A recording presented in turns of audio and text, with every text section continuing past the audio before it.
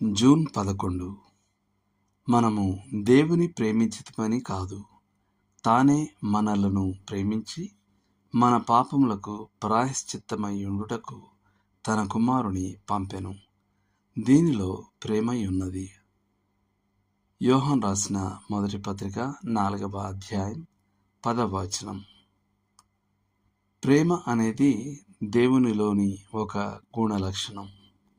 అది ఇతరులపై అపరిమితమైన అనురాగాన్ని కురిపించేలా చేస్తుంది.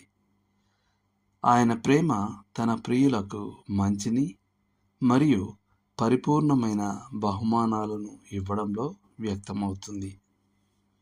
ఆ ప్రేమ గురించి మాట్లాడే అసంఖ్యాకమైన వచనాలలో కొన్నింటిని మాత్రమే మనం చూద్దాం. శాశ్వతమైన ప్రేమతో నేను నిన్ను ప్రేమిస్తున్నాను గనుక విడువక నీ ఎడల కృప చూపుచున్నాను. ఇర్మియా 31:3. మనమింకా పాపులమై ఉండగానే క్రీస్తు మన కొరకు చనిపోయెను. ఇందువలన దేవుడు మన ఎడల తన ప్రేమను వెల్లడిపరచుచున్నాడు. రోమా పత్రిక 5వ అధ్యాయం 8వ వచనం. ఆయనను దేవుడు కరుణా సంపన్నుడై ఉండి మనము మన అపరాధముల చేత చచ్చిన వారమై ఉండినప్పుడు సహితము మన ఎడల చూపిన తన మహాప్రేమ చేత. ఎఫెసీయులకు రాసిన పత్రిక 2:4. మరియు వాటన్నిటికంటే ప్రసిద్ధమైనది, దేవుడు లోకంను ఎంతో ప్రేమించెను కాగా ఆయన తన అద్వితీయ కుమారునిగా పుట్టిన వాని యందు విశ్వాసముంచు ప్రతివాడును నశింపక నిత్య జీవం పొందునట్లు ఆయనను అనుగ్రహించెను. యోహాను సువార్త 3:16. యోహాను దేవుడు ప్రేమ స్వరూపి అని చెప్పినప్పుడు యోహాను మొదటి పత్రిక 4:8. అతను దేవుణ్ణి నిర్వచించడం లేదు, కానీ ప్రేమ దైవిక స్వభావంలో ఒక కీలక అంశమని నొక్కి చెప్తున్నాడు.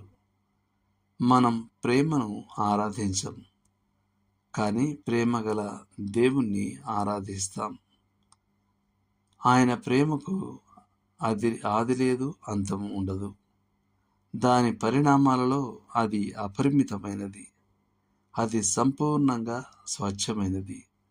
స్వార్థం లేదా మరే ఇతర పాపం యొక్క ఆనవాలు లేనిది. అది త్యాగపూరితమైనది. వెలను ఎన్నడూ లెక్క చేయదు. అది ఇతరుల క్షేమాన్ని మాత్రమే కోరుకుంటుంది. ప్రతిఫలంగా ఏమీ కోరదు.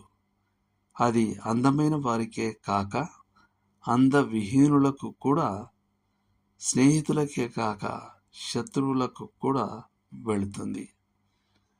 అది దాని వస్తువులలోని ఏ సుగుణాల చేత ఆకర్షించబడదు, కానీ కేవలం ఇచ్చేవాని మంచితనం చేత మాత్రమే ఆకర్షించబడుతుంది. ఈ ఉన్నతమైన సత్యం యొక్క ఆచరణాత్మక అన్వయింపులు స్పష్టంగా ఉన్నాయి. కావున మీరు ప్రియులైన పిల్లల వలె దేవుని పోలి నడుచుకొనుడి. క్రీస్తు మిమ్మును ప్రేమించి తన్ను తాను అర్పించుకొనెను, అలాగే మీరును ప్రేమ కలిగి నడుచుకొనుడి అని పౌలు అన్నాడు.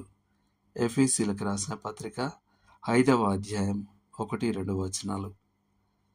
మన ప్రేమ ప్రభు వైపుకు ఎదగాలి, మన సహోదరుల వైపుకు ప్రవహించాలి, మరియు రక్షించబడని లోకం వైపుకు విస్తరించాలి. ఆయన ప్రేమను ధ్యానించడం లోతైన ఆరాధనను కూడా ప్రేరేపించాలి.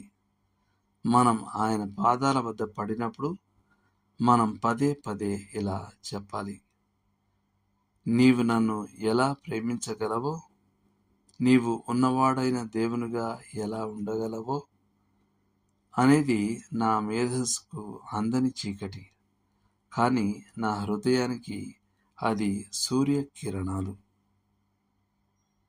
దేవుడు మిమ్మల్ని దీవించును గాక.